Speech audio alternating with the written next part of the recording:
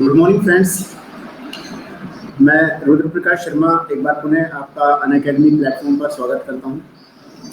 दोस्तों, कल हम आरएस के इंटरव्यू के बारे में चर्चा कर रहे थे। जो भी साथी वर्ष 2018 आरएस मुख्य परीक्षा में पास हुए हैं, सबसे पहले मैं उनको बधाई देना चाहूँगा और मैं आशा करूँगा कि आप सभी लोगों का सिलेक्शन हो। आपकी जो भी प्रिफर्ड चॉइस है, जिस भी सेवा में आप जाना चाहते हैं, वो आपको मिले। इसी शुभकामना के साथ में आज हम जो हमारी कल की क्लास है उसी के आगे कंटिन्यू करेंगे। कल हमने रफली बात की कि किस प्रकार से हमें इंटरव्यू के लिए तैयार होना चाहिए, क्या क्या ज़रूरी बातें हैं जिनका हमें ध्यान में रखना है। इसके अलावा कौन से ऐसे टॉपिक्स हैं, कौन से ऐसे क्षेत्र हैं जिनको हमें कवर करके जाना है ताकि हम इंटरव्यू में अच्छे से अपने आप को प्रेजेंट कर सकें। और अल्टीमेटली इंटरव्यू आपका टेस्ट नहीं है, आपका रिटन टेस्ट नहीं है, ये आपकी पर्सनैलिटी का टेस्ट है, ये आपके कंपोजर का टेस्ट है, ये आपके टेम्परामेंट का टेस्ट है। और आप जितने काम होकर, जितने कूल होकर, बिना सोचे बेफिक्री से आप अपेयर होंगे, उतने ज़्यादा अच्छे मार्क्स आपको इसमें मिलेंगे। ऑब्वियसली आपका जो रिटन स्कोर है आरएस मुख्य परीक्षा का, वो ज़्यादा मैटर करता है कि आपने कितना स्कोर किया है, लेकिन इंटरव्यू कितना डिसाइडिंग फैक्टर हो सकता है, इसका मैं एक एग्जांपल देना चाहूँगा। मैं आरएस 2013 में सिलेक्ट हुआ तो मेरी 244th रैंक थी और मेरे 50 मार्क्स थे। I got 401 marks in RS mains examination और इंटरव्यू में मुझे 50 मार्क्स मिले थे 2013 में और मेरी रैंक थी 244 आरएस 2013 के अंदर। तो आप सोचें कि 400 प्लस मार्क्स होने के बावजूद भी मेरी 244 रैंक रही। मुझे सीडीपीओ मिला, स्टेट सर्विस है, लेकिन वो जो डिजायर्ड पोस्ट जो थी, जो मैं एक्सपेक्ट कर रहा था, वो नहीं मिली। और मेरे ही मार्क्स में जिनके 70 मार्क्स थे वो आरपीएस सेलेक्ट हुए और जिनके 75 मार्क्स थे वो आरएस सेलेक्ट हुए और मार्क्स जो है वो 85-90 तक भी आए हैं। तो ऐसा नहीं है, आरएस में जो इंटरव्यू है वो डिसाइडिंग फैक्टर है। आपके रिटन में कम स्कोर है, उसके बाद इंटरव्यू अच्छा होता है तो ऑब्वियसली आपका सिलेक्शन का चांसेस है, लेकिन आपके रिटन में भी अच्छे मार्क्स हैं, उसके साथ में इंटरव्यू में भी अच्छे मार्क्स आते हैं, तो आप डेफिनेटली जो है बहुत ज़्यादा चांसेस हैं कि अच्छे मार्क्स के साथ में आप उत्तीर्ण हो और आपकी डिजायर्ड पोस्ट आपको मिलेगी। तो आप सभी, अभी आपके पास सभी के पास चांसेस हैं। जो भी साथी सेलेक्ट हुआ है आरएस इंटरव्यू के लिए, they are in, definitely in. उनके पूरे चांसेस हैं कि उनको इंटरव्यू के कॉल के साथ में उनका सिलेक्शन भी हो, बशर्ते वो इंटरव्यू में अच्छा परफॉर्म करें। तो साथियों, जैसा कि मैं अपनी क्लास स्टार्ट करने से पूर्व कुछ पूर्व के अनुभव शेयर करता हूं और थोड़ा सा ब्रीफ इंट्रोडक्शन मैं अपने बारे में देना चाहूँगा। जो भी साथी पूर्व में मेरे साथ जुड़े हुए हैं शायद वो मेरे बारे में जानते होंगे, जो नए साथी हैं उनको मैं बता देना चाहता हूँ कि मैं आरएस इंटरव्यू में 3 बार अपेयर हुआ, 2012, 2013 और 2016। वर्ष 2012 में obviously I couldn't get through. Then in 2013 मेरी आरएस 2016 में 244th रैंक रही, जैसा मैंने अभी थोड़ी देर पूर्व आपको बताया, और मुझे उसमें सीडीपीओ की पोस्ट मिली थी। Then in RS 2016 I got 39th rank और मुझे मिला आरपीएस। तो साथियों, ये तो मेरा ब्रीफ इंट्रोडक्शन है। मैं इंटरव्यू के मार्क्स के बारे में भी चर्चा कर चुका हूँ कि कितना ज़्यादा महत्वपूर्ण है। 2013 में मैंने बड़ी लाइटली लिया था इंटरव्यू, 2012 में बड़ी लाइटली लिया, 2012 में रिटर्न में भी मेरा कम स्कोर था, सो इंटरव्यू और उसका दोनों का कॉम्बिनेशन था। पर 2013 में डेफिनेटली आई वाज इन, और अगर मैं इंटरव्यू की शायद उस तरीके से तैयारी करता या उतना ज़्यादा सजग होता तो मैं शायद ज़्यादा अच्छे मार्क्स ला सकता था और मेरा जो है एक अटेम्प्ट खराब नहीं होता। तो आप इन सब बातों का ध्यान रखें। 2013 में मेरे 50 मार्क्स थे इंटरव्यू में, वहीं 2016 में मेरे 65 मार्क्स थे इंटरव्यू में। तो मेरा स्कोर जो है दोनों में रिटर्न में अच्छा था, so I could get through to this level. Otherwise अगर आपके 80 या 75 प्लस मार्क्स होते हैं तो आपके थोड़े से कम मार्क्स हों तो भी आपका काम चल जाता है और आपको अपनी डिजायर्ड पोस्ट मिल जाती है। तो साथियों, ये तो मेरा ब्रीफ इंट्रोडक्शन था। जो साथी आरएस का इंटरव्यू अभी नहीं दे रहे हैं या आरएस की तैयारी करने वाले हैं या अन्य किसी एग्जाम की तैयारी करने वाले हैं, वो इस बात को हमेशा ध्यान में रखें जो साथी अभी आरएएस में पास हुए हैं वो शायद भली बात जानते होंगे, क्योंकि ज़्यादातर लोग सेवा में होंगे और अच्छे लेवल पे वो तैयारी कर रहे होंगे, इसी कारण वो आरएएस के इंटरव्यू में सिलेक्ट हुए हैं। कि ऐसा कोई भी लक्ष्य नहीं है जो प्राप्त न किया जा सके, और ऐसा जरूरी नहीं है कि आपकी एजुकेशनल बैकग्राउंड सही नहीं रही हो या आप उतने ब्रिलियंट एजुकेशन में नहीं रहे हो तो आप आरएएस नहीं बन सकते, ऐसा कहीं पर भी नहीं है। बिल्कुल साधारण पृष्ठभूमि से लोग बाग आरएएस तक पहुंचते हैं, आरएएस आईएएस तक भी पहुंचते हैं। बहुत सारे अभी आपके सामने एग्जाम्पल होंगे, किसानों के बच्चे होंगे, चाहे गरीबों के बच्चे हों, चाहे गृहिणी हो, हर प्रकार के एग्जाम्पल आपको देखने को मिलेंगे, बशर्ते आप अपने लक्ष्य के प्रति डेडिकेटेड हों, उसके लिए उतने ही एफर्ट भी डालें। केवल सोचने भरे से कार्य नहीं होता, उसके लिए एफर्ट डालना पड़ता है। कहा जाता है उद्यमी ही सिद्ध्यन्ति कार्याणि न मनोरथे न ही सुप्तस्य सिंहासन प्रविशन्ति मुखे मुखे मृगा।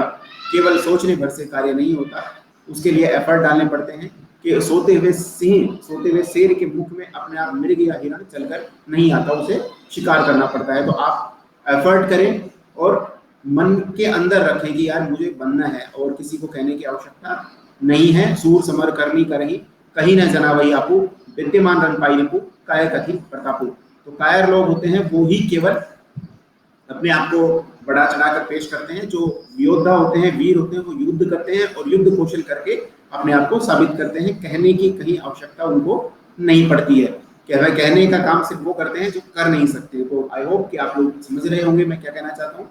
आप लोग अपने एफर्ट जारी रखें, सक्सेस फेल्योर आती जाती रहेगी। जो साथी आरएएस मुख्य परीक्षा में उत्तीर्ण नहीं हुए या प्री में उत्तीर्ण नहीं हुए, उन्हें हताश होने की कोई आवश्यकता नहीं है। मैंने स्वयं तीसरा अटेम्प्ट किया है, 3 बार इंटरव्यू दिया है, तीसरी बार मैं पास हुआ हूँ। यूपीएससी 4 बार मुख्य परीक्षा लिखी लेकिन मैं पास नहीं हो पाया। सो ऐसा कोई जरूरी नहीं है, success and failure is part and parcel of life और you have to get on. आपको अपने फेल्योर से सीखना है और सक्सेस के साथ में घमंड नहीं रखना है। अपने आप को जितना सिंपल रखोगे उतना ज़्यादा बेहतर है। तो साथियों हम कंटिन्यू करते हैं कल जो हमारी क्लास थी वहीं से, और मैं आशा करता हूं कि आज आप लोग ज़्यादा इंटरेक्टिव होंगे। तो जो भी साथी जुड़े मेरे साथ में वो अपने प्रश्न जरूर पूछते रहें, जो भी उनके मन में प्रश्न आए। एंड आई वुड डेफिनेटली, अगर मुझे आता होगा या मुझे उसका थोड़ा भी इल्म होगा तो मैं प्रयास करूंगा कि मैं उसको बता सकूं। तो साथियों जैसा मैंने कल आपको कहा कि आरएएस के इंटरव्यू के बारे में हमें क्या क्या चीज़ें ऐसी हैं जो हमें ध्यान में रखनी चाहिए, ऐसी कौन सी बातें हैं जो ध्यान में देने योग्य है, तो मैं उन्हीं के ऊपर केंद्रित करते हुए आज जो है चर्चा करूंगा। So important points to be considered for RAS interview. I hope कि आप लोगों ने अपना होमवर्क किया होगा अभी तक और डीएफ वगैरह आपने भर दिया होगा।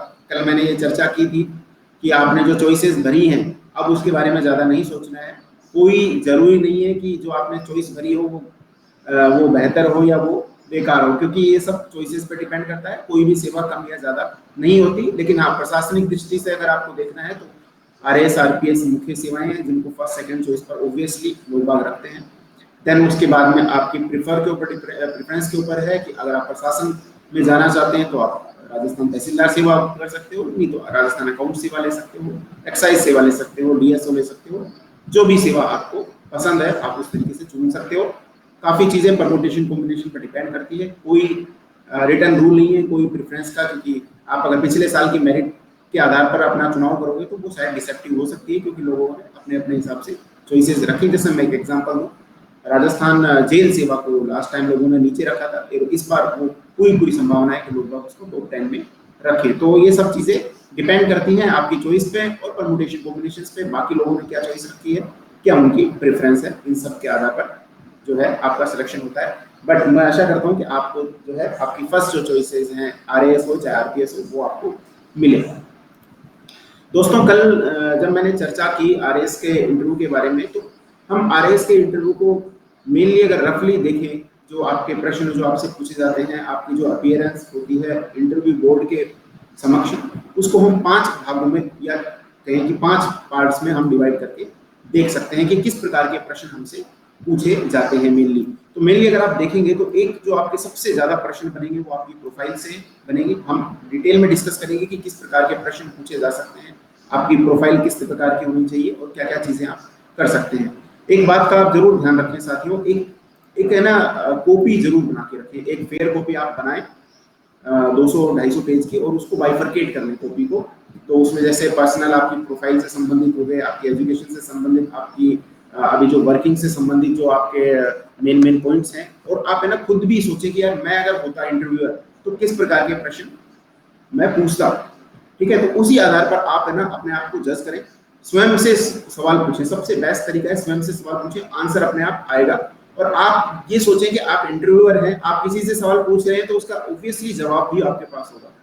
जब भी कोई व्यक्ति किसी दूसरे से कुछ जानने के लिए पूछता है तो कुछ ना कुछ बेस उसके पास, उनके पास भी स्वयं का होता है। तो कोई भी उत्तर आप दें कन्विक्शन के साथ में दें, बिल्कुल कॉन्फिडेंस के साथ में दें, ज्यादा सोचे नहीं। जितना ज्यादा आप सोचेंगे उतने ज्यादा नर्वस आप होंगे, और नर्वसनेस झलकनी नहीं चाहिए। थोड़ा बहुत नर्वस जो है वो ऑब्वियस है कि होगा आदमी, और वो चलता है, लेकिन ज्यादा नर्वस ना हो। ऐसा ना हो कि आपके होठ हिल रहे हैं, कान गर्म हो गए हो, पसीने बह रहे हो, तो उस तरीके से ना करें। अदरवाइज फिर क्या इम्पैक्ट अच्छा नहीं जाता, आप जो कहना चाहते हैं वो नहीं कह पाते हैं। तो आप इन सब छोटी छोटी चीजों का जरूर ध्यान रखें। सो आप एक कॉपी बनाकर रखें, फेयर कॉपी रखें। फेयर कॉपी को बाइफरकेट कर लें, उसमें आपकी प्रोफाइल से संबंधित प्रश्न होंगे। जैसे मैंने आपको बताया, आपकी प्रोफाइल फैक्चुअल, आपके जो फैक्चुअल जो संबंधित जो भी आपके फैक्ट्स हैं, चाहे वो करंट अफेयर से संबंधित हो या अन्य किसी प्रकार के जो फैक्ट्स हैं, वो चाहे आपके एजुकेशन से संबंधित है या जो प्रोफाइल से संबंधित है, तो उनको एक अलग से प्रिपेयर कर लें।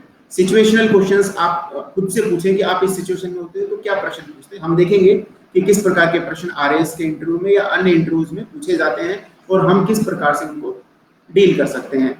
इसी प्रकार से फंक्शनल क्वेश्चंस को देखें। फंक्शनल से अभिप्राय ये है कि जिस जॉब के लिए आप जा रहे हैं, जैसे आरएएस का इंटरव्यू आप अपियर करने वाले हैं, तो आपको पता होना चाहिए कि आरएएस के मोटे मोटे फंक्शंस होते क्या हैं। आपको अगर फंक्शंस नहीं पता है तो ऑब्वियसली रॉन्ग इम्पैक्ट आपके ऊपर, आपके प्रति जो है इंटरव्यूअर के दिमाग में जाएगा कि ये तो जानता ही नहीं है। तो थोड़ा बहुत तो आना ही चाहिए। डिटेल में कोई एक्सपेक्ट नहीं करता आपसे, लेकिन मोटा मोटी आपको थोड़ा बहुत आइडिया उसका होना चाहिए। और एक जो सबसे इंपॉर्टेंट है वो है प्रेजेंस ऑफ माइंड। आप इंटरव्यू के टाइम पे अपना प्रेजेंस ऑफ माइंड किस प्रकार के रखते हैं और किस प्रकार के प्रश्न वो आपसे प्रेजेंस ऑफ माइंड के पूछ सकते हैं।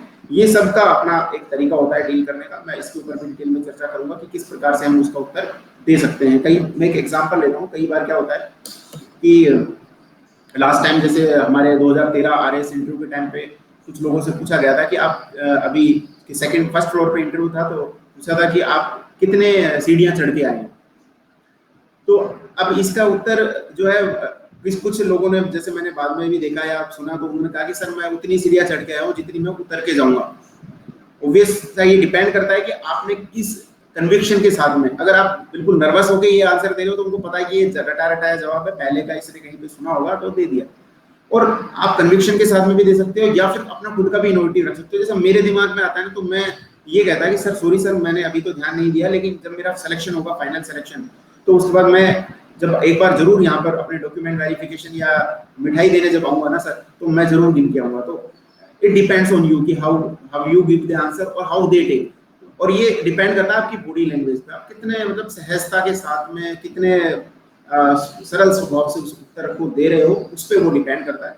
तो आपको कहीं कोई इसका आंसर का कोई है नहीं कि आपके कितने बटन है, कि आपके शर्ट का कलर कौन सा है, आपने कितने नंबर का जूता पहना है, कौन सी कंपनी का पहना है, या और भी कई प्रकार के प्रश्न इस तरीके के आप यूट्यूब और फेसबुक पे या फिर गूगल पे देखते होंगे। ये सभी प्रश्न बिल्कुल व्यक्तिगत हैं, आपकी खुद की पर्सनैलिटी पे ये डिपेंड करते हैं। जो भी साथी मुझे अभी सुन रहे हैं वो एक बार मुझे बस इतना कंफर्म कर दें कि मेरी आवाज जो है वो आ रही है। आप केवल जो है यस नो करके कर सकते हो, आप अंगूठा दिखा सकते हो, स्माइल दे सकते हो, जो भी आपको करे, बट आप एक बार रिएक्ट कर दें तो इट वुड बी बेटर कि मुझे आसानी होगी है समझने में कि मैं जो भी कन्वे कर रहा हूँ वो मैं आप तक पहुंचा पा रहा हूँ, आप लोग उसको समझ रहे हैं। सो अभी हमने देखा कि जो भी प्रश्न पूछे जाएंगे किसी भी इंटरव्यू में, जो भी प्रश्न पूछे जाएंगे वो बेसिकली इन 5 एरियाज में से ही होंगे। आपकी प्रोफाइल से संबंधित होंगे, कुछ प्रश्न फैक्चुअल होंगे। कल मैंने बात की थी कि केवल फैक्चुअल प्रश्न ऐसे होते हैं जहां पर आपका उत्तर यस या नो में हो सकता है, अदरवाइज यस नो में आपका उत्तर नहीं होना चाहिए।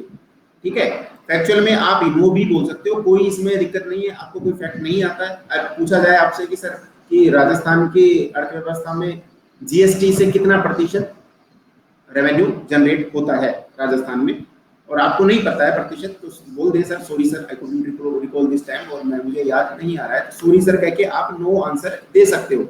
कॉन्फिडेंस से दिया गया नो आंसर नर्वसनेस में दिए गए 10 मिनट के भाषण से कहीं ज्यादा बेहतर है, उसमें ज्यादा मार्क्स आने की पूरी पूरी संभावना है, क्योंकि फैक्चुअल है। उनको लगेगा कि लड़का जो है वो या जो एस्पिरेंट है वो कॉन्फिडेंट है और मैनिपुलेटिव नहीं है, जो उसको आता है स्पष्ट वक्ता है, जो आता है उसमें वो उत्तर दे रहा है।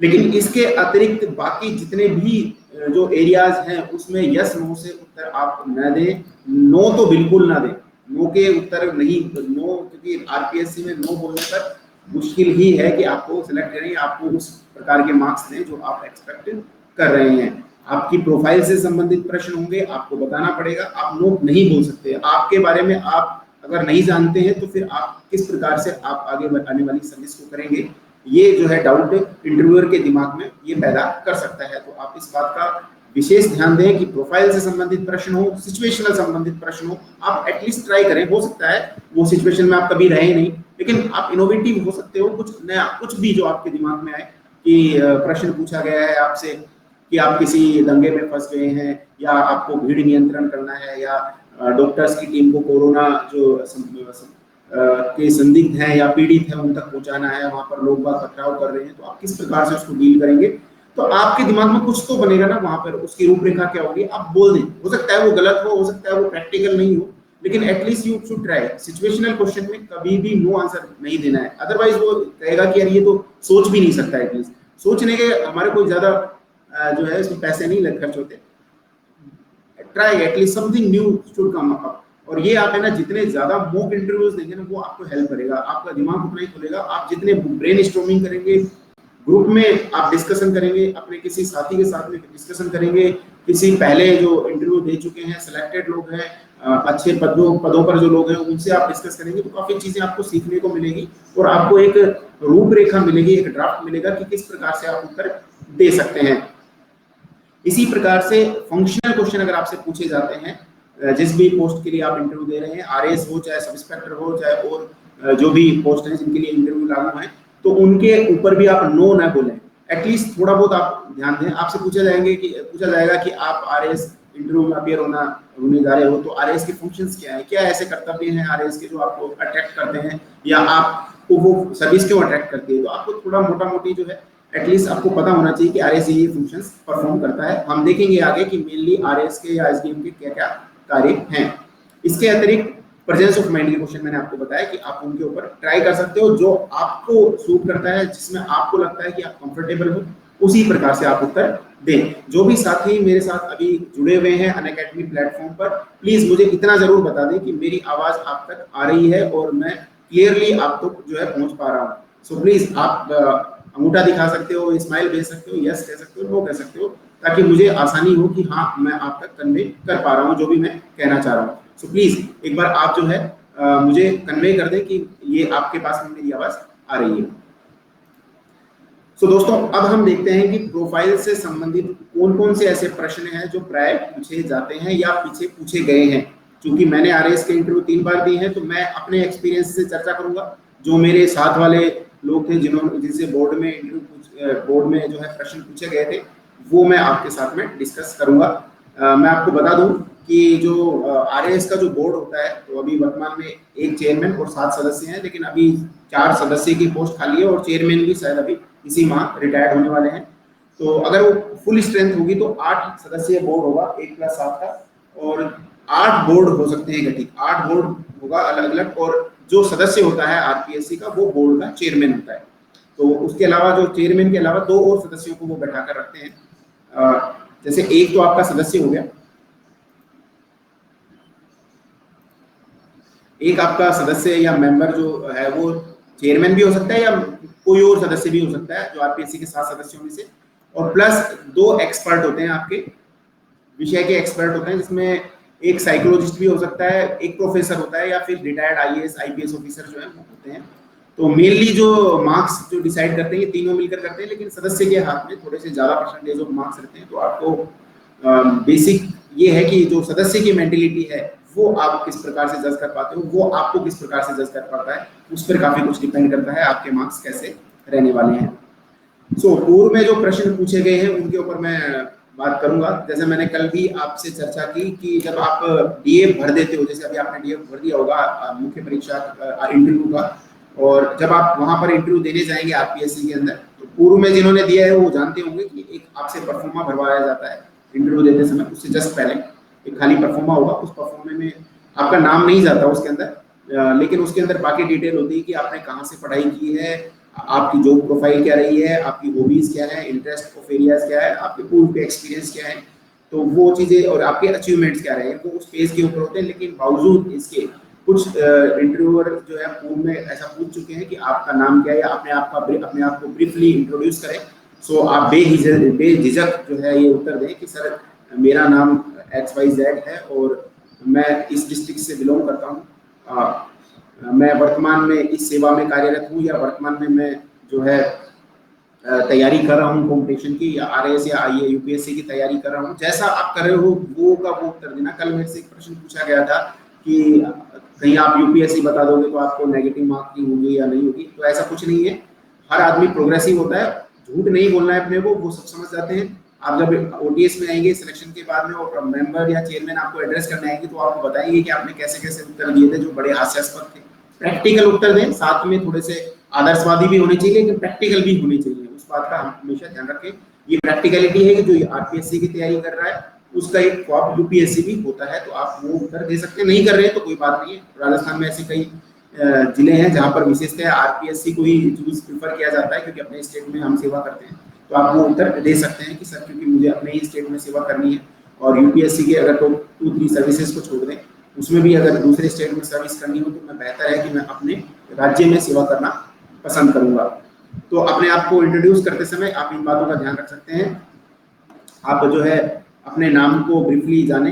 जैसे मेरा नाम जो है वो उस तरीके से मैंने ऋग्वेदिक डाइटीज से संबंधित जो है मैंने डिटेल निकाली थी। तो आपको अपने नाम का अर्थ पता होना चाहिए। वैसे भी एक सामान्य जानकारी है, जिस नाम को आप 20-25 साल से कैरी कर रहे हो, तो आप उसको अच्छे से जाने कि क्या वो उसका अर्थ है।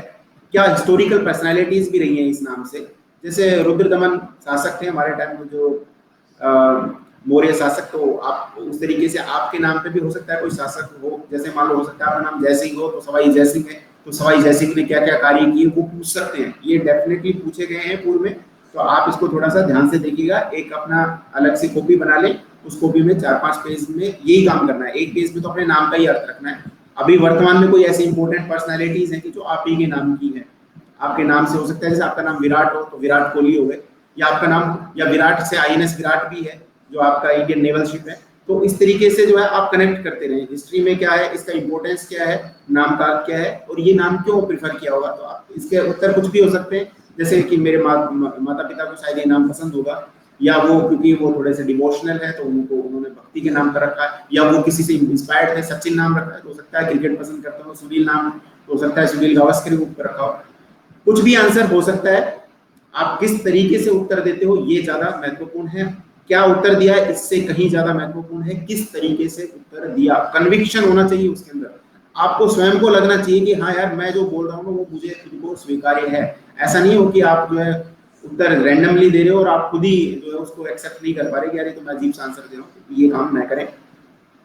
तो अपने नाम का ब्रीफ जो है वो आप एक इंट्रोडक्शन प्रिपेयर करें। मैं 2-3 बार पहले भी बोल चुका हूँ, जो भी साथी मुझे सुन रहे हैं एक बार प्लीज थोड़ा सा रिएक्ट कर दें, मुझे बता दें कि मैं अब तक जो है अपनी बात कन्वे कर पा रहा हूँ, मेरी आवाज़ क्लियरली आ रही है या नहीं आ रही है। कल थोड़ी बहुत प्रॉब्लम थी साउंड क्वालिटीज़ में, तो प्लीज़ अगर आप जवाब दें तो बहुत अच्छा है, ना दें तो फिर आपकी मर्जी है। लेकिन प्लीज़ अगर आप सुन रहे हैं तो एक बार जो है आप रिएक्ट कर सकते हैं कि हाँ आपको मेरी आवाज़ आ रही है। सो मैंने बात की अपने नाम से, तो नाम के बारे में आपको ब्रीफली पता होना चाहिए। इसके अलावा आपकी पेरेंट्स की प्रोफाइल क्या है, तो वो भी बड़ी महत्वपूर्ण है RAS के इंटरव्यू में, क्योंकि उससे कनेक्ट करके भी आपसे प्रश्न पूछे जाते हैं। तो पेरेंट्स की प्रोफाइल से संबंधित प्रश्न होंगे कि आपके पेरेंट्स क्या कार्य करते हैं, मदर हाउसवाइफ है, वर्किंग है, फादर क्या जॉब करते हैं, रिटायर्ड हैं, गवर्नमेंट सर्वेंट हैं, प्राइवेट कंपनी में काम करते हैं, बिजनेसमैन है, किसान है। Okay, thank you. सो ये जो चीजें हैं आप इन चीजों का ध्यान रखें। ऐसे प्रश्न पूर्व में पूछे गए हैं और इससे कनेक्ट करके भी पूछे जा सकते हैं। जैसे मैंने यहाँ पर लिखा है कि why you didn't choose there profile, मतलब आपने वो कार्य करना क्यों नहीं पसंद किया। आपके पिता किसान है तो आप क्या ये समझते हैं कि मतलब खेती करना जो है वो कम कार्य है, एक एक प्रशासनिक अधिकारी होने से? ऐसे प्रश्न आते हैं, वो आपसे पूछेंगे, आपको वो टेंस करेंगे, तो आपको टेंशन में बिल्कुल नहीं आना है। आपको बिल्कुल कूल काम होकर ये जवाब देना है कि सर मेरे घर में कोई प्रशासनिक अधिकारी नहीं है और खेती मैंने की, खेती मुझे अभी भी अच्छी लगती है, मेरे फादर करते हैं और मैं साथ में जो है, और मुझे वहां से काफी कुछ सीखने को मिला है। मुझे लगता है मैं प्रशासन में जाकर किसानों के लिए कुछ कर पाऊंगा। जो समस्याएं मेरे पिताजी को आई या जो मुझे आसपास दिखाई पड़ी, तो वो मैं कर पाऊंगा। यदि आपके फादर वर्किंग में है तो आप कहें कि सर मैं शुरू से ही मैंने इस प्रकार का एनवायरनमेंट देखा है, तो मेरी शुरू से ही ये इच्छा रही है कि मैं भी उसी क्षेत्र में जाऊं जहां मेरे पिताजी रहे। गवर्नमेंट जॉब में अगर है वो या अच्छे पद पर है, लोअर पोस्ट पे हैं, जैसे मेरे पापा तो कांस्टेबल थे, तो मुझे ऐसा लगता था कि मैं पुलिस में एक बड़ा अधिकारी बनूं। सो अभी मैं DYSP हूँ राजस्थान पुलिस में। सो एक काफी हद तक प्राउड फील होता है, फादर को प्राउड फील होता है, अपने आप को अच्छा लगता है।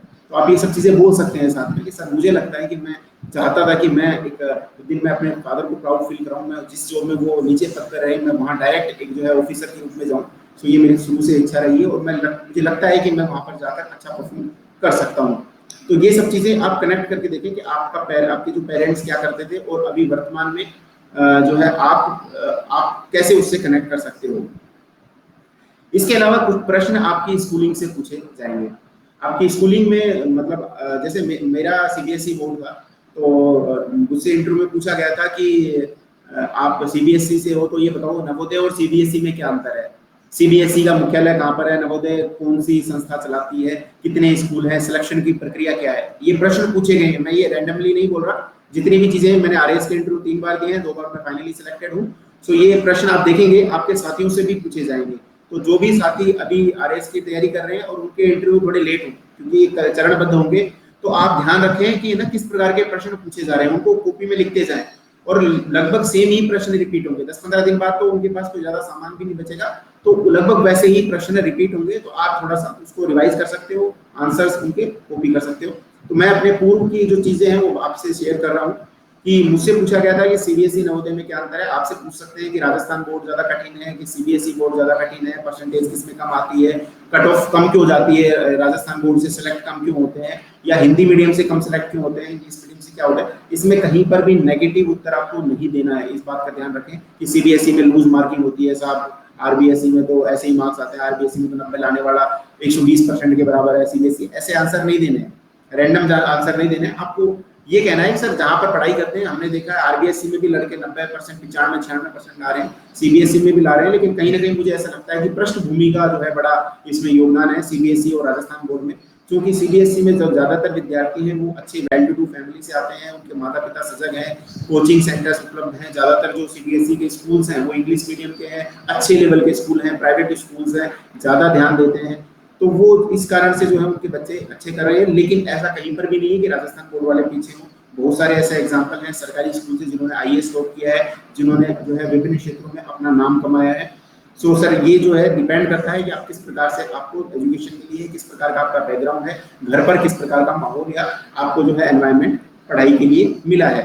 सो इस तरीके से प्रश्न पूछते हैं। आपसे पूछ सकते हैं कि अभी राजस्थान बोर्ड के चेयरमैन कौन है, अभी हायर एजुकेशन बोर्ड के चेयरमैन कौन है, इसी प्रकार से मंत्री कौन है, शिक्षा मंत्री कौन है। ये सारे प्रश्न इससे रिलेटेड हैं, तो आप इसका ध्यान रखें। आपका स्कूल कौन सी जगह पर स्थित है, आपने कहाँ से की है स्कूलिंग, जैसलमेर से की है, जोधपुर से की है, जयपुर से की है, पाली से की है, वहाँ और क्या क्या इंपॉर्टेंट जो है चीजें हैं, आप हॉस्टल में रहते थे या आप वैसे रहते थे। तो ये थोड़े बहुत प्रश्न हैं जो पूछे जा सकते हैं, चेयरमैन कौन है बोर्ड वगैरह का।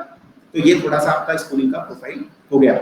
नेक्स्ट है आपके कॉलेज, आपने कहाँ से जो है ग्रेजुएशन की है, इंजीनियरिंग कहाँ से की है, मेडिकल का डिप्लोमा अगर आपने MBBS की है तो वो कहाँ से की है, BA की है, BSc है, BCom हो, आप MBA हो, तो वो सब आपको थोड़ा सा ध्यान रखना चाहिए कि सर ये मेरा कॉलेज रहा है और गवर्नमेंट कॉलेज है जो प्राइवेट कॉलेज है। तो वो वो आपसे प्रश्न पूछ सकते हैं कि स्कूलिंग की जब हम बात करते हैं तो प्राइवेट स्कूल में जाते हैं, लेकिन जब कॉलेज में जाते हैं, ये सारे प्रश्न पूछे गए हैं। रिमेंबर, यहाँ पर मैं कोई भी प्रश्न या कोई भी चीज रैंडमली नहीं कह रहा, अपने हिसाब से नहीं कह रहा। अगर मैं कुछ कहूंगा तो वो मैं अपने एक्सपीरियंस से जरूर शेयर करूंगा, लेकिन ये प्रश्न पूर्व में पूछे गए हैं कि ऐसा होता है कि हम गवर्नमेंट कॉलेज में एडमिशन चाहते हैं लेकिन स्कूलिंग हम प्राइवेट से करते हैं, ऐसा क्यों है। तो आप उसके जवाब दे सकते हो सर कि प्राइवेट जो कॉलेजेस हैं उनमें फीस ज़्यादा है कंपेरेटिव टू गवर्नमेंट कॉलेजेस, उनमें एक्सेसिबिलिटी जो है डोनेशन वगैरह देना पड़ता है प्राइवेट में, और गवर्नमेंट कॉलेजेस बनस्पत काफ़ी अच्छे हैं। तो ये सब चीज़ें जो है आप कंसीडर कर सकते हो। कनेक्टिविटी जो है वो काफ़ी अच्छी है, तो इन सब चीज़ों का आप ध्यान रखें कि कॉलेज आपका कहाँ पर स्थित है, वो जगह कौन सी है जहाँ पर कॉलेज है, आपके इंपॉर्टेंट डिग्निटरीज कौन कौन से हैं जो कॉलेज में। जैसे अभी बड़ा इशू है राजस्थान यूनिवर्सिटी में, आपको पता होगा कि जो चांसलर है उनको करप्शन के चार्जेस पर हटाया गया है। Good morning Ramkishore.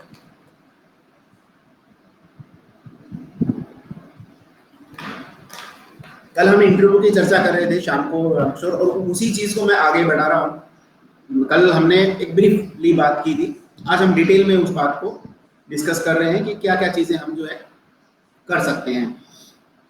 तो आपका जो कॉलेज है, तो आपके कॉलेज में क्या क्या इश्यूज हैं, स्टूडेंट लाइफ में क्या क्या इश्यूज आते हैं कि कॉलेजेस में चुनाव होने चाहिए नहीं होने चाहिए, उसके प्रति आपकी क्या क्या व्यूज हैं। तो वो पॉजिटिवली आप दें कि सर कॉलेजेस में चुनाव होने चाहिए लेकिन पीसफुली होने चाहिए, क्योंकि डेमोक्रेसी है और आप कॉलेज स्तर पर ही डेमोक्रेसी अगर इम्प्लीमेंट करेंगे तो डेमोक्रेसी ज्यादा सुदृढ़ बनेगी।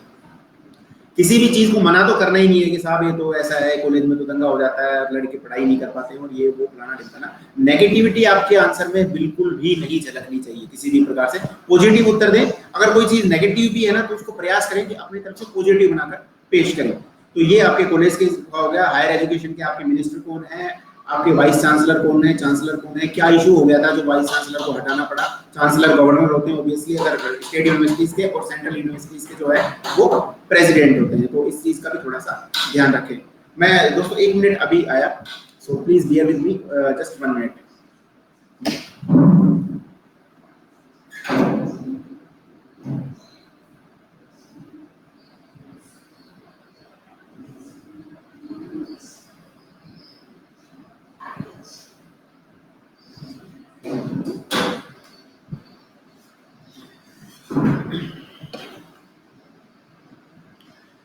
सो फ्रेंड्स, हम जो है वो बात कर रहे थे कि हमारी स्कूलिंग कॉलेजेस के बारे में। रामकिशोर, आपको मेरी आवाज आ रही है प्रॉपर्ली? सर कॉलेज में गवर्नमेंट कॉलेज बेटर है, बात से बता दो। बेटर की नहीं कह रहा मैंने तो ये कहा ही नहीं है कि हमें किसी को बेटर बताना है जमनालाल, ना हमें किसी को बेटर नहीं बताना, ना किसी को बेकार बताना है। हमें तो सिर्फ इतना कहना है कि सर एक्सेसिबिलिटी ज्यादा है, फीस काफी कम है गवर्नमेंट कॉलेजेस की बनस्पत प्राइवेट कॉलेजेस की। तो प्राइवेट कॉलेज में अफोर्ड नहीं कर पाते हैं ज्यादातर, जो मुझे लगता है। आप इस तरीके से आंसर देना सर, जो मुझे लगता है कि प्राइवेट कॉलेजेस में हम अफोर्ड नहीं कर पाते। एजुकेशन तो ऑब्वियसली दोनों में ही अच्छी होगी, इसी कारण से प्राइवेट कॉलेजेस हैं, नहीं तो बंद हो जाते कब के। तो हम अफोर्ड नहीं कर पाते, उसमें फीस के नाम पर बहुत सारे चार्जेस आपसे वसूले जाते हैं, डोनेशन वसूला जाता है, और सब जगह अवेलेबल भी नहीं है, कई बार कनेक्टिविटी भी नहीं होती। अगर आप एग्जांपल देना चाहें तो जैसे फोकस में जाकर आपको कहीं गवर्नमेंट कॉलेज एसएमएस तो ये रहा आपका मेडिकल के लिए ज़्यादा एक्सेसिबल है, लेकिन आप वही अगर प्राइवेट कॉलेज देखें तो अंदर जाके इंटीरियर के अंदर वो है, तो वहाँ तक हम पहुँच नहीं पाते, फीस ज़्यादा है, कई और इश्यूज आते हैं। कई बार आपको एक्रेडिटेशन का नहीं पता है कि वो वास्तविकता में है या नहीं है, उसकी कितनी रिलायबिलिटी है, उसकी क्या रेटिंग है, क्योंकि एडवर्टीजमेंट वगैरह सब होता है, तो काफ़ी चीज़ें जो है वो फेक हो सकती हैं। तो इस कारण से लोग गवर्नमेंट कॉलेजेस को ज़्यादा प्रीफर करते हैं। आपको मेरी आवाज़ आ रही है ना? प्लीज़ है ना, बताते रहें, रिप्लाई करते रहें बीच बीच में, ताकि मैं जो है वो थोड़ा सा कन्विंस रहूं कि हाँ यार एटलीस्ट मैं उन लोगों को कुछ बता पा रहा हूँ आप लोगों को। जैसे मेरा कॉलेज महाराजा जयपुर है, क्या पूछा जा सकता है? मेरा कॉलेज था कॉमर्स कॉलेज जयपुर, हालांकि मुझसे प्रश्न नहीं पूछा गया था, लेकिन आप डेफिनेटली ये मान के चलें कि आपने महाराजा कॉलेज पूछा है, तो महाराजा कॉलेज किसका है, ठीक है?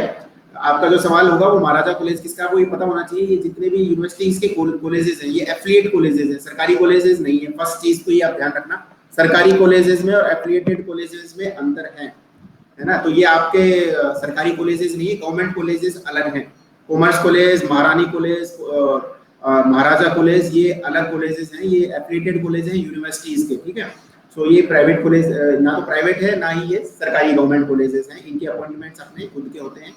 दूसरी बात, राजस्थान यूनिवर्सिटी से एफिलिएटेड है, तो राजस्थान यूनिवर्सिटीज में क्या इश्यूज चल रहे हैं, स्टूडेंट्स के क्या इश्यूज हैं वर्तमान में, और अभी वाइस चांसलर को क्यों हटाया गया है, क्या उनके ऊपर चार्जेस था करप्शन का, या कौन सी कार्रवाई उनके ऊपर की गई है। और महाराजा कॉलेज जो है लोग, और क्या आपको ऐसा लगता है जो आपको प्रिफर है करते हो? महाराजा कॉलेज जो है जयपुर, आपको पता होगा रॉयल हाउस से संबंधित है, और वो उन्होंने जो है इनको बिल्कुल दिया हुआ है, शायद ₹1 पर मंथ के हिसाब से जो है उन्होंने इसको लीज पर दिया हुआ है। तो वो सब चीजें पूछ सकते हैं, बाकी ज्यादा डीपली नहीं पूछेंगे, इतना भी काफी है, इसी में काफी जो है आपके सवाल इसमें बन सकते हैं। आगे हम चलते हैं। आज मैं ना काफी और चीजें मैं सोच रहा हूँ कि कवर कराने की, क्योंकि आपको है ना जो मैं आज शेयर करने वाला हूँ, आई होप कि आपको कहीं और से शायद अभी तक शायद नहीं मिला होगा, और वो उस तरीके से मैं दे पाऊँ जो आपको एक काम आएगा इंटरव्यू में। क्योंकि ना आप ऑब्वियसली सारे सब लोग उत्तर तो देते ही हैं, लेकिन आप अच्छे से उत्तर दें, फैक्ट के साथ में उत्तर दें, और लगे कि हाँ यार मैंने ना कुछ उत्तर दे के आया हूँ। अभी आप जब कभी मॉक इंटरव्यू देने जाए तो वो मॉक इंटरव्यू लेने वाले एक बार सोचे कि मैं किसी बंदे का इंटरव्यू ले रहा हूँ। सो अब आपके स्कूलिंग हो गई, आपके कॉलेजेस हो गए, आपकी स्कूलिंग और कॉलेजेस में आपने क्या पढ़ा है, ग्रेजुएशन क्या है, पोस्ट ग्रेजुएशन क्या है, कोई डिग्री आपने की हो, नेट जेआरएफ बीएड वगैरह जो है वो आपने किस सब्जेक्ट से की है और उसी सब्जेक्ट से क्यों की है।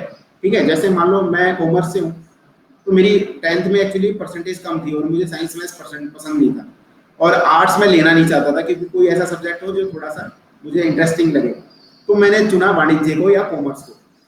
अगर आप ब्रिलियंट रहे, आपको अच्छा लगता है कि मुझे साइंस पसंद थी, मुझे मैथ्स पसंद थी, तो आपने इंजीनियरिंग के लिए के पर्पज से आईआईटी की तैयारी करने के लिए आपने जो है मैथ साइंस लिया, या आपको प्रशासन में जाना था तो आपने आर्ट सब्जेक्ट लिया, या आप कहें साहब मुझे तो जो है, और ये बिल्कुल आपके ऊपर डिपेंड है, आप ये भी कह सकते हो साहब पढ़ाई में मैं ठीक था नहीं, तो जो है वो साइंस में ले नहीं सकता था, कॉमर्स समझ में नहीं आया तो मैंने आर्ट सब्जेक्ट ले लिया। बिल्कुल आप सिंपल आंसर दोगे ना तो डेफिनेटली वो आपको ज्यादा नंबर देंगे, और ये कोई और आपको तरीका बता नहीं सकता। लोग बाग आपको बहुत सारी चीजें बताएंगे कि ऐसे उत्तर देना है, हाथों को ऐसे रखना है, सर को ऐसे रखना है, ये सब अपने ऊपर है, बंदे को पसंद आना चाहिए। हम और आपको जो चीज पसंद आती है ना वही चीज दूसरे को भी पसंद आएगी। मैं आपसे जो कन्वे कर रहा हूँ, हो सकता है कि मैं एक टीचर के रूप में जैसे बोलूंगा ना, तो उससे कहीं ज्यादा शायद मैं आपकी लैंग्वेज में बोलूंगा तो आपको ज्यादा पसंद आएगा। तो वैसे ही ना आप जब इंटरव्यू में अपीयर हो तो बिल्कुल ऐसे लैंग्वेज लगे कि हाँ यार ये बिल्कुल डिग्निटी भी है, आप उनको सम्मानित भी कर रहे हो, और अपनी बात बिल्कुल फॉर्मल तरीके से भी नहीं रख रहे। फॉर्मल रखते हो ना तो फिर वो फॉर्मल से लगता है, फिर वो आप ज्यादा कनेक्ट नहीं कर पाते। हंसी मजाक भी थोड़ा सा होना चाहिए, थोड़ा विटी होना चाहिए आपको, थोड़ा सा आपका प्रेजेंस ऑफ माइंड ऐसा हो कि उनको लगे कि हाँ यार कोई बंदा आया है। बिल्कुल कूल काम, को ज्यादा नहीं सोचना है। कल भी मैंने यही बात की, आप जितना सोचते हो कि यार मेरा इंटरव्यू ऐसा होगा और मेरा सिलेक्शन होगा नहीं होगा ये होगा, आप जितना सोचोगे उतनी नेगेटिविटी आएगी। बिल्कुल पॉजिटिव होकर जाओ, आपका सिलेक्शन होना ही होना है। ओके, अब गुड मॉर्निंग, मैं क्या बोलूँ आपके नाम पे, तो खैर जो भी है, सो गुड मॉर्निंग। और मैं सिर्फ इतना आपसे कह सकता हूँ कि है ना, आप बिल्कुल ये सोच के जाएं कि यार मेरा तो सिलेक्शन ही होना है, ना का तो कोई सवाल ही नहीं है, क्योंकि आप वर्तमान में तो हो नहीं आरएएस या आरपीएस, तो आप तो बन के ही आओगे। सो आपके लूज करने के लिए कुछ भी नहीं है, सब कुछ पाने के लिए है। और मैंने जैसा आपको कहा, इंटरव्यू आपका बहुत बड़ा डिसाइडिंग फैक्टर हो सकता है। मैंने आपको खुद का एग्जांपल दिया, 2016 में मेरी 39 रैंक थी, तो मेरे 65 मार्क्स थे जब, और जब मेरे 50 मार्क्स थे 2013 में, तो मेरी 244वीं रैंक थी। तो कितना अंतर है आप समझ सकते हो। तब मैं सीडीपीओ था और अब मुझे आरपीएस मिला। सो ये जो है बेसिक अंतर है। सो ये चीजें जो है थोड़ा सा ध्यान रखना इंटरव्यू आपको। हाँ, पॉजिटिव थिंकिंग आपकी बिल्कुल होनी चाहिए और कोई टेंशन नहीं होनी है। ये कहना मुझे पता है कि मैं खुद भी 3 बार इंटरव्यू फेस किया है मैंने आरएएस का, तो मुझे पता है कि टेंशन कहते हैं हम कि नहीं होगी नहीं होगी, बट फिर भी होती है। लेकिन ये भी बात सच है कि हम जितना अपने आप को ओवर थिंकिंग से बचाते हैं उतना ज्यादा अच्छा आंसर हम दे पाते हैं। ज्यादा से ज्यादा कोशिश करें कि हमारे पाले में गेंद रहे, हम जो उत्तर देना चाहते हैं वो उत्तर दें, जो हम चाहते हैं वो प्रश्न को पूछे। आप है ना ऐसे ही रैंडम आंसर दोगे ना तो वो उस क्षेत्र में चले जाएंगे जिस क्षेत्र में आपका कोई लेना देना नहीं है। आपसे पूछा गया आपके जिले के बारे में और आप जय सिंह को लेकर आप पहुंच जाए कि साहब जय सिंह जो थे उनके पिताजी थे मिर्जा राजा जय सिंह, जिन्होंने पुरंदर की संधि की थी और ये फलाना, फिर वो आपके शिवाजी के ऊपर पहुंच गए, शिवाजी के महाराष्ट्र मराठा वॉर में पहुंच गए और आपके पलासी के युद्ध में ले गए। तो ऐसा काम नहीं करना है अपने को बिल्कुल जो हमें जिस क्षेत्र में ले जाना है ना उस क्षेत्र में हम ले जाएं। इंटरव्यू हमारे ऊपर डिपेंड करेगा रेदर देन इंटरव्यूअर के ऊपर। सो आई होप कि आप समझ पा रहे हो। अब देखो, अब आपकी जो सब्जेक्ट का जो इशू है वो मैं सोल्व कर देता हूँ। आपने इंजीनियरिंग किया होगा और हमारे साथ में जो सिलेक्टेड हैं बहुत सारे लोग आईआईटी से हैं, डॉक्टर्स भी आए हैं, तो आपको ये टेंशन लेने की आवश्यकता नहीं है कि साहब मैं तो इंजीनियरिंग किया हुआ हूँ और मेरे से पूछेंगे कि आप इंजीनियरिंग फील्ड में क्यों नहीं काम कर रहे हैं, आप एक अच्छे इंजीनियर साबित नहीं हुए तो प्रशासनिक अधिकारी कैसे साबित हो गए। तो आपका जो उत्तर है वो बिल्कुल सिंपल होना चाहिए। पहली चीज तो ये कि आप अकेले नहीं हो, क्योंकि बहुत सारे लोग हैं जो इंजीनियरिंग और जो है मेडिकल बैकग्राउंड से आएंगे। कॉमर्स वाले और आर्ट्स वालों के लिए तो वैसे भी कोई टेंशन की जरूरत नहीं है, आपके सब्जेक्ट से कोई प्रश्न भी नहीं पूछते। हाँ, कोई सीए वगैरह जिसने किया हो, सीएस किया हो तो उससे जरूर पूछ सकते हैं, लेकिन है ना आप बाकी बैकग्राउंड से हो तो आपको टेंशन करने की आवश्यकता नहीं है। 60-70% जो इंटरव्यू देने आएंगे वो सारे मेडिकल बैकग्राउंड से होंगे या इंजीनियरिंग बैकग्राउंड से होगा। हम फ्री हैं। ओके, तो ये जो है, इस चीज का कोई खास ज्यादा लोड नहीं लेना है। इंजीनियरिंग आपने की है क्योंकि आपको पसंद था, मैथ्स आपको पसंद था, तो एज ए ग्रेजुएशन आपको कुछ करना था, और टेक्निकल डिग्री आपके पास में है, तो सर ये मुझे जो है कहीं ना कहीं मदद करेगी, क्योंकि टेक्निक का जमाना है आज के दौर में। और मैं टेक्निकल, अगर कोई आपका ब्यूरोक्रेट या फिर प्रशासनिक अधिकारी होता है तो वो ज्यादा अच्छे से काम कर सकता है, टेक्निकल चीजों को, टेक्निकल इश्यूज को समझ सकता है। यहाँ पर रिकॉग्निशन ज्यादा है। ऐसा भले ही हो सकता है कि प्राइवेट क्षेत्र से कम हो, लेकिन मेरी जो प्रेफरेंस है वो है प्रशासनिक सेवा। और जो मशीनरी, प्रशासन, गवर्नमेंट मशीनरी ना, आप ये मान के चले वो कहीं पर भी नहीं होती, अनपैरेलल्ड है। ये जो लॉकडाउन हुआ है आपका, ये जो कोविड-19 को जो संभाला गया है, किसी प्राइवेट कंपनी के बस की नहीं था। टाटा बिरला भी इसको नहीं कर सकते थे, ये केवल गवर्नमेंट ही इसको होल्ड कर सकती है कि 1 अरब लोगों तक जो है संसाधनों को पहुंचा पाए, उनके घर घर तक डिलीवरी कर पाए। सर धापू काकी आगी, I don't know what does it this mean. Ram Ram, okay. So आप लोगों के जो है अलग अलग नाम है, डोंट नो कि वेदर आप लोग प्रिपेयर कर रहे हैं या फिर मजे लेने के लिए यहाँ पर आए, बट इट डजंट मैटर, आप लोगों का इंटरेस्ट बनकर बरकरार रहना चाहिए।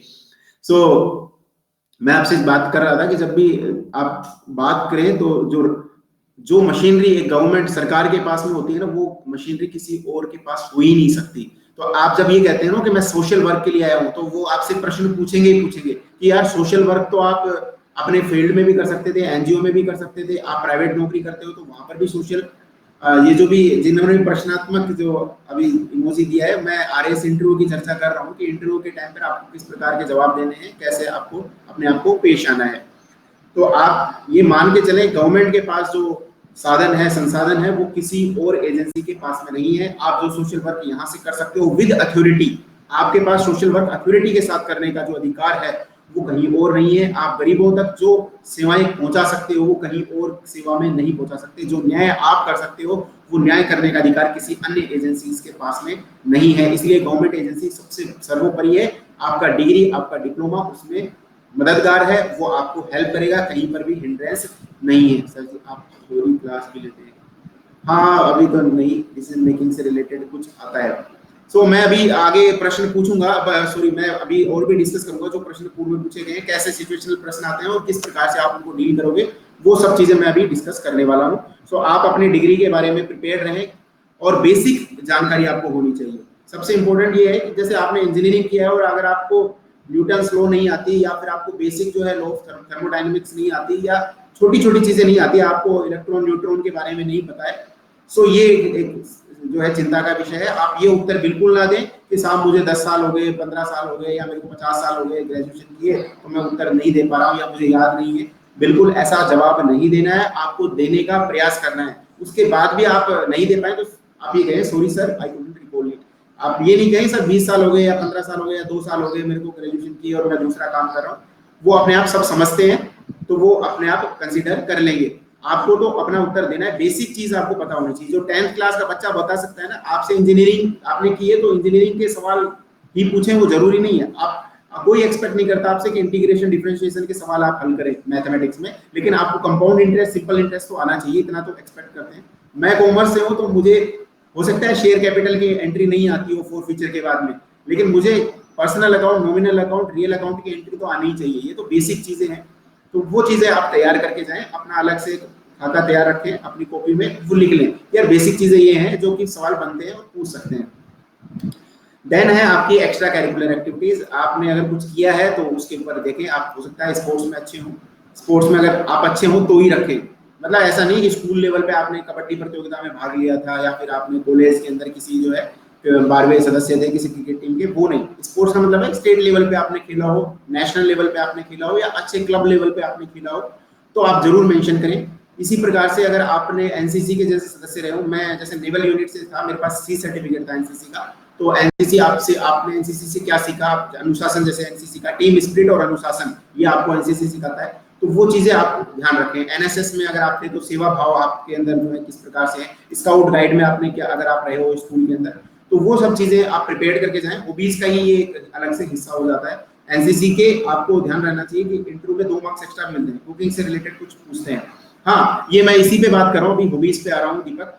सो अब नेक्स्ट आपका जो होगा वो होगा हॉबीज। मैं आपको फिर बता दूं, जब आप इंटरव्यू देने जाएंगे तो आपसे एक पेज प्रिपेयर करवाया जाएगा, परफॉर्मा दिया जाएगा, उसमें आपका नाम नहीं होता, लेकिन नाम के बारे में फिर भी सवाल पूछे जा सकते हैं, क्या आपका नाम है, अपने आप को इंट्रोड्यूस करें।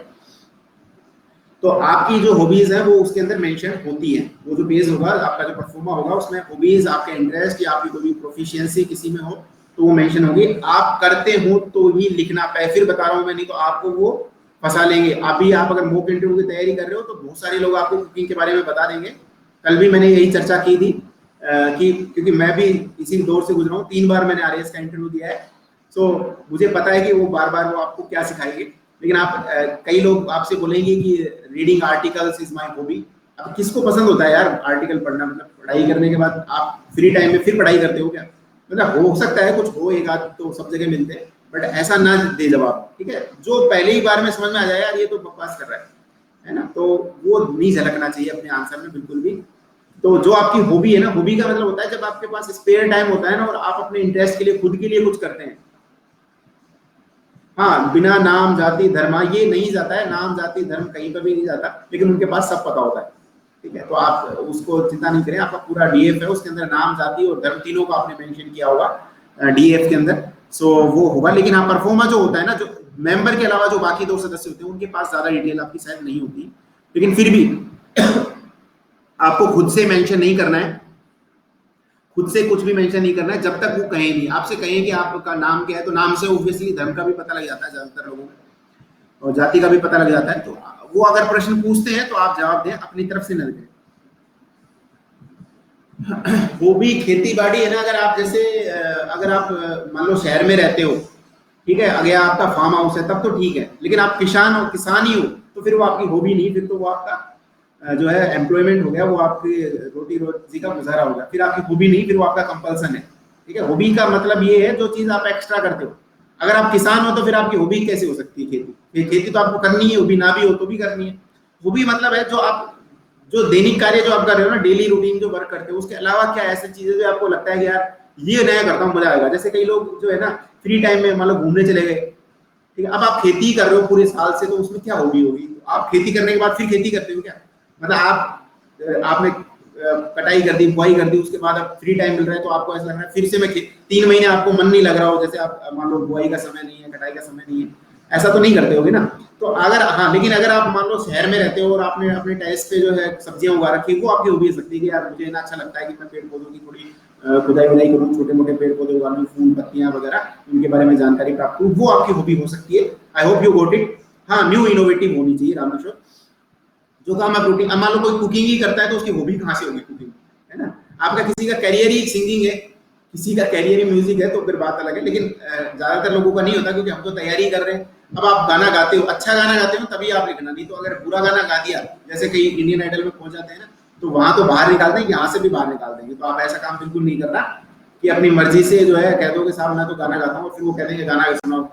और ये भी तैयार रखना कि किसके गाने आपको पसंद है, उनकी क्या कंपोजिशन है, कितने गाने उन्होंने गाए हैं, क्या क्या उनको पुरस्कार मिले हैं, तो ये सब चीजें आप ध्यान रखना। म्यूजिक में भी पूछ सकते हैं, आपको मान लो हो सकता है आपको पियानो बजाना आता हो, आपको गिटार बजाना आता हो, तो आपको थोड़ी उनके बारे में जाने, स्वर के बारे में आपको पता होना चाहिए, कौन कौन से सुर होते हैं, कौन कौन से तान होते हैं, किस किस स्केल पे बजाया जाता है, ये सब चीजें आपको ध्यान होना चाहिए। डांसिंग के बारे में अगर आप हो तो आपके आइडल कौन है, किन की डांसिंग आपको पसंद है, माइकल जैक्सन की क्या है बैकग्राउंड है, या प्रभु देवा। अगर कोई चाहता है कि उसकी हॉबी पर बात हो तो अलग से हॉबी लिखने चाहिए। मैं आपको यही बात कह रहा हूँ दीपक, जो अभी जब आप इंटरव्यू देने जाएंगे तो एक परफॉर्मा आपको अलग से दिया जाएगा। डीएफ तो हमने भर दिया जो भरना था, वहां पर इंटरव्यू देने के समय एक परफॉर्मा जाता है, एक पेज ऐसा होगा, खाली पेज, ठीक है, एक पेज होगा, उस पेज के अंदर एक कॉलम होगा आपकी हॉबी का, और उसके अंदर हॉबी लिखनी है आपको। नहीं है तो अलग इशू है, नहीं है तो मत लिखो, पर वो लिखनी चाहिए, नहीं अदरवाइज नेगेटिव इम्पैक्ट आता है। साहब मेरे को तो हॉबी का टाइम ही नहीं मिला, मैं तो तैयारी कर रहा हूँ कॉम्पिटिशन की, तो ये नेगेटिव उत्तर हो गया एक तरीके का। और मैं कोशिश ये कर रहा हूँ कि आपको नेगेटिव उत्तरों से बचा सकूं। ऐसे उत्तर बिल्कुल नहीं देना कि साहब साहब, अब ये कई लोग है ना साहब कह के ना पता नहीं क्या क्या कह जाते हैं, अपने पूरे व्यथा कह जाते हैं, साहब दुनिया में ये हो रहा है, आग लगी पड़ी है, मैं क्या करूंगा, मैंने तो तैयारी करनी थी, 6ठी बार इंटरव्यू देने आ रहा हूँ, मेरे को तो नंबर भी नहीं दिए जाते, पता नहीं मेरी तो किस्मत ही खराब। अरे वहां पे कुछ नहीं कहना, वहां आपकी किस्मत है, आपने 10वीं बार इंटरव्यू दे दो। मैं बता रहा हूँ मेरा इंटरव्यू बड़ा खराब हुआ था 2013 में, मेरे बहुत अच्छे मार्क्स थे, पिछली बार आरएएस हो सकता था और इस बार आरपीएस बना मैं। तो सीधी सी बात ये है कि जो है मुझे फिर भी पॉजिटिवली रह के आपने आंसर्स देने हैं। आपकी हॉबी क्रिकेट हो सकती है, आईपीएल अभी चल रहे हैं, जैसे आज से स्टार्ट हो जाएंगे, तो आईपीएल का क्या है, पिछली बार किसने जीता था, आपकी कौन सी फेवरेट टीम है, किस खिलाड़ी को आप पसंद करते हो, क्यों पसंद करते हो, उस खिलाड़ी से आपने क्या सीखा। जैसे महेंद्र सिंह धोनी, में एक एग्जांपल ले लेता हूँ। महेंद्र सिंह धोनी जैसे अभी रिटायरमेंट ले गए, तो आपका क्या मानना है, उनको खेलना चाहिए था, नहीं खेलना चाहिए? कई बार होता है, चलता है इसके ऊपर भी। तो मेरे से एक प्रश्न पूछा गया था कि ना, कि उस समय 2012 में, कि आज तब है ना, ये बड़ा इशू था हरभजन सिंह वाला, रिकी पॉन्टिंग वाला, और वो बड़ा मामला हाईलाइटेड था, 1-2 साल ही हुए थे उसको। तो उन्होंने कहा था कि सब पहले ना इंडिया पाकिस्तान के मैचेस में बड़ा ये संघर्ष देखने को मिलता था, पर आजकल ये इंडिया ऑस्ट्रेलिया में क्यों देखने को मिलता है?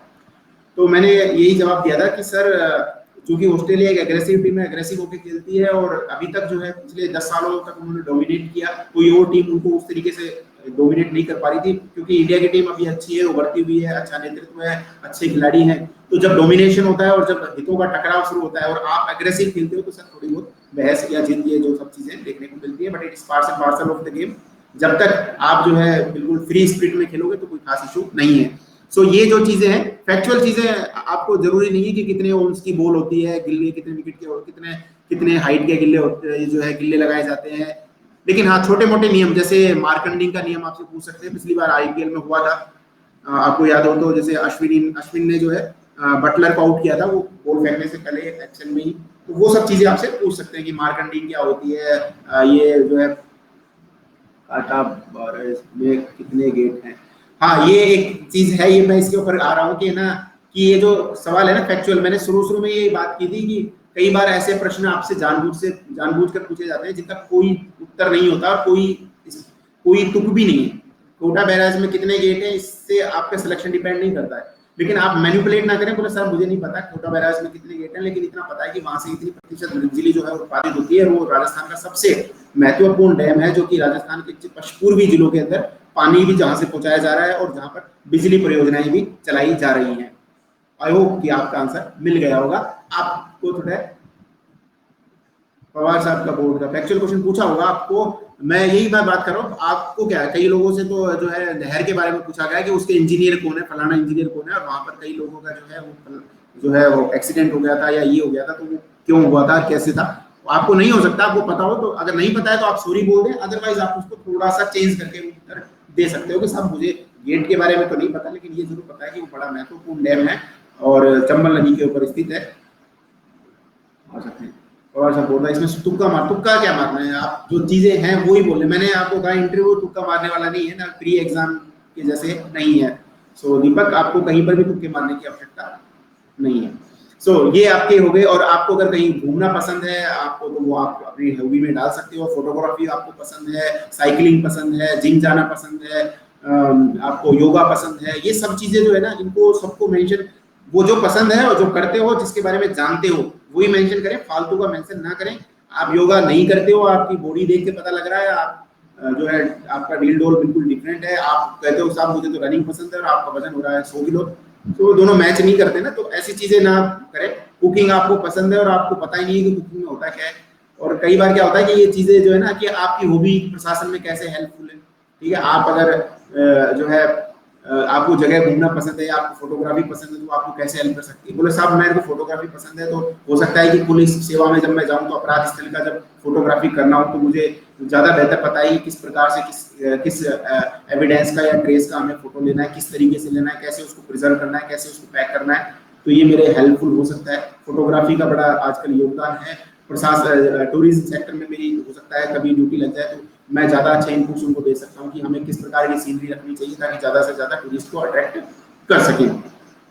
सो आई होप कि यू गॉट इट कि मैं क्या कहना चाह रहा हूँ।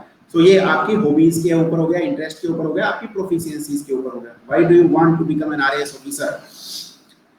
अब इसके ऊपर हम शाम को बात करें जमुनालाल। अभी मैंने एक्चुअली ना इसके ऊपर स्पेशली अलग से एक पूरी स्लाइड बनाई हुई है। तो ये स्लाइड जो मैंने अभी लगाई है, इसमें मैंने अपने जो उत्तर हैं, जो प्रोबेबल आंसर्स हैं, वो मैंने डाले हुए हैं। आप इसको डाउनलोड कर सकते हो। लेकिन मैं डिटेल में इसी के बारे में आज शाम को फिर से चर्चा करूंगा कि why I want to become an RAS officer.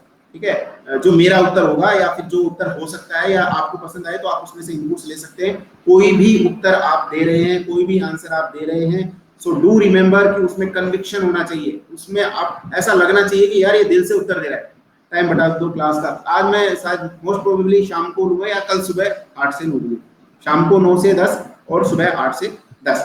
ठीक है, सो आप इसका ध्यान रखें। मैं शाम जो सुबह इसके ऊपर कल सुबह या फिर आज शाम को डिटेल में इसी बात पर चर्चा करूंगा कि हम और क्या चीज इसमें कर सकते हैं या किस तरीके से आंसर दे सकते हैं। आप में से ना कितने लोग ऐसे हैं जो अभी इंटरव्यू में अपीयर होने वाले हैं, अभी जो भी साथी मेरे साथ जुड़े हुए हैं, सो एक बार आप जो है बता दें तो मैं उसी हिसाब से आप, और आप में से कोई ऐसा भी है क्या जो पहले भी इंटरव्यू में अपीयर हो चुका हो, क्योंकि वो ज्यादा अच्छे से समझ पाएगा कि मैं क्या चीजें बता रहा हूँ और वो कनेक्ट भी कर पाते हैं ज्यादातर लोग। मॉक इंटरव्यूज आप ज्यादा से ज्यादा दें, जितने ज्यादा हो सकता है कहीं पर भी दें। आजकल वैसे मॉक इंटरव्यू के ज्यादा पैसे भी नहीं लेते, थोड़ा सा सोशल डिस्टेंसिंग बना के भी दे सकते हैं। कई लोग बाग सीडी बनाकर भी आपको देते हैं कि आप किस तरीके से परफॉर्म कर रहे हो, कैसे आप जो है प्रेजेंट आ रहे हो, क्या नर्वसनेस है या किस तरीके से आपको उत्तर देना चाहिए, क्या कैसे आई कॉन्टैक्ट वगैरह, बॉडी लैंग्वेज कैसी होनी चाहिए, ये सब जो है मॉक इंटरव्यू बताते हैं। जितने मॉक इंटरव्यू आप देते हो ना तो आप यूज टू हो जाते हो वो सब चीज करने के। तो आपको जब रियल इंटरव्यू देने जाना होता है तो आपको ऐसा नहीं लगता है मैं कहाँ गया, है ना। तो आप जितने ज्यादा इंटरव्यू देंगे उतने ज्यादा कंफर्टेबल आप रहेंगे, उतने ज्यादा अच्छे से आप अपने आप को वहां पर परफॉर्म कर पाएंगे, बिहेव कर पाएंगे। सो आज तो मैं जो है मेरा जो है मैंने अभी कुछ स्लाइड्स डिस्कस की हैं। कल मैं ना डिटेल में या रात को मैं कोशिश करूंगा कि 9 से 10 एक और क्लास लूं कि इंटरव्यूज के ऊपर जनरल में एसडीएम कौन सी रैंक तक मिला था। लास्ट टाइम जो है 21 रैंक तक जो है एसडीएम मिला था, जनरल में 22 रैंक तक। लास्ट टाइम 22 रैंक तक एसडीएम मिला था, टोटल पोस्ट थी 92। इस बार ज्यादा चांसेस हैं और आरपीएस 66 रैंक तक मिला था, मेरी 39 रैंक थी आरपीएस। तो लेकिन इस बार जो है एसडीएम के जो है ना चांसेस ज्यादा हैं, क्योंकि उसका एक रीजन ये था बैकलॉग की सीटें थी हमारे टाइम पे 2016 में, ओबीसी की सीटें ज्यादा थी, बैकलॉग से थी। तो वो 92 थी लेकिन उसमें ओबीसी की सीट्स ज्यादा थी, तो इस कारण से जनरल को ज्यादा अलोकेट नहीं हो पाई। लेकिन इस बार एक और इशू भी है शायद, तो वो एक कंसीडर हो सकता है कि थोड़ी सी कम भी हो जाए, क्योंकि एक तो जनरल जो एक्स सर्विसमैन है तो उनका भी कोटा है, तो वो सभी सीटें जनरल में से निकलती हैं, आप ध्यान रखना। वो एक्चुअली उनका हॉरिजॉन्टल रिजर्वेशन होता है, तो वो जनरल में से जाएंगी, चाहे वो एनजी वर्ग से हो चाहे वो एक्स सर्विसमैन हो, क्योंकि एक्स सर्विसमैन ज्यादातर जो है ओबीसी और जनरल कास्ट वाले होते हैं। तो वो मतलब अगर जैसे एनजी मान लो एससी वर्ग से है तो फिर वो या तो उसको एससी वर्ग में फायदा मिल रहा हो या फिर एनजी कोटे से फायदा मिल रहा हो, तो जो भी फायदा उसको मिलता है उस कोटे से वो ले जाता है। लेकिन नॉर्मली जनरल कोटे से ही जाते हैं एनजी वाले। पिछली बार जैसे जो जनरल कोटे में ही थे वो सिलेक्ट हुए थे, जो तो जनरल कोटे से सीट काट के एनजी में डाल देते हैं। उसी तरीके से विडो कैटेगरी की जो सीटें हैं वो भी इसी में से जाएंगी। महिलाओं के लिए 1/3 अलग से निकलती हैं, और इसके अलावा जो मैंने अभी बताया एक्स सर्विसमैन का इस बार एक कोटा है 5% का, तो उनके लिए भी जो सीटें हैं वो इसी में से जाएंगी। सो ये सब चीजें तो खैर ऐसी हैं जिनके ऊपर हम कुछ कर नहीं सकते, लेकिन मैंने आपको शुरू में मेरी क्लास के शुरू में ही ये बताया था, इंटरव्यू को आप बिल्कुल भी लाइटली ना ले। हो सकता है आपके मार्क्स कुछ भी हों, 400 भी हो सकते हैं और 360 भी हो सकते हैं।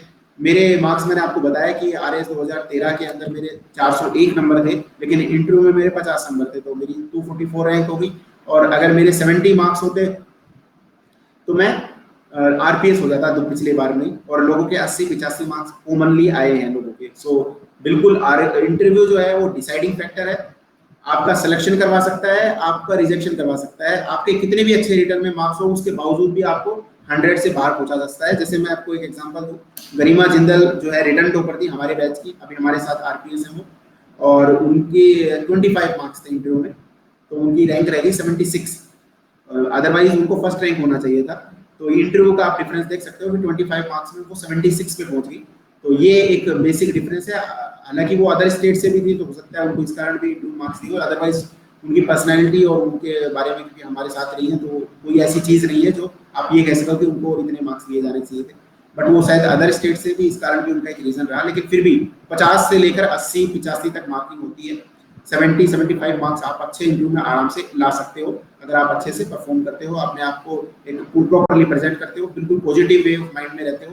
तो आप अपने आप को रिहर्सल करें, खुद से सवाल पूछें, एक अलग से कॉपी बना के रखें। कल भी मैंने अपने आपको दिखाया था कि मैं एक कॉपी अभी भी कैरी करता हूँ, तो मेरे 3 इंटरव्यूज के जितने भी क्वेश्चंस हैं सब इसके अंदर है।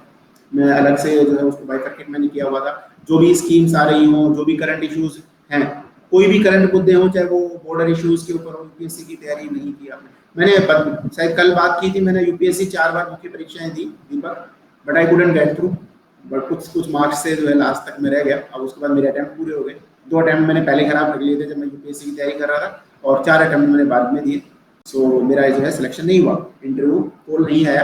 मैंने मुख्य परीक्षाएं 4 बार यूपीएससी की दी हैं, आरएस मैंने 3 बार दी, तीनों बार मेरा इंटरव्यू कॉल आया, 2 बार मेरा फाइनल सिलेक्शन हुआ। तो ये सब चीजें जो है ये अपना जो है इंट्रोडक्शन था और ये इंटरव्यू के बारे में कुछ जानकारी थी। आज का सेशन मैं यहीं पर समाप्त करूंगा और आपको है ना बेझिझक कोई भी क्वेरी हो ना तो पूछे जरूर, मुझे अच्छा लगेगा, क्योंकि ये वर्चुअल क्लास है तो आमने सामने नहीं है, तो मुझे ऐसा लगता है कि आप जितना अपना खुद का प्रेजेंस दिखाओगे उतना ज़्यादा बेहतर है, मुझे भी अच्छा लगेगा। तो इस तरीके से आप जो है ना कोशिश करें कि इंटरेक्टिव हो, और शाम को मैं कोशिश करूंगा कि 9 से 10 क्लास लूँगी, अदरवाइज कल सुबह 8 से 9 में जो है आपसे फिर मिलूंगा। सो थैंक यू फ्रेंड्स, कल फिर से मिलते हैं और इसी स्लाइड को हम कंटिन्यू करेंगे, इंटरव्यू के बारे में और डिटेल में हम डिस्कस करेंगे, किस तरीके से हम तैयारी करेंगे, और मैं आपसे सीआरपीसी और आईपीसी भी डिस्कस करने वाला हूँ। ठीक है, आज शाम को या कल शाम को कि किस तरीके से हम उत्तर देंगे, बिल्कुल रैंडम उत्तर नहीं देंगे, हमारा उत्तर सबसे बेस्ट होगा। बेस्ट मैं भी हुआ ना तो ऐसा जरूर होगा कि उनको ऐसा लगेगा कि बंदा तैयारी करके आया और बंदा सिलेक्ट होने लायक है। So friends, thank you for bearing me and thank you very much. कल सुबह या फिर आज शाम को फिर से मिलते हैं। Thank you.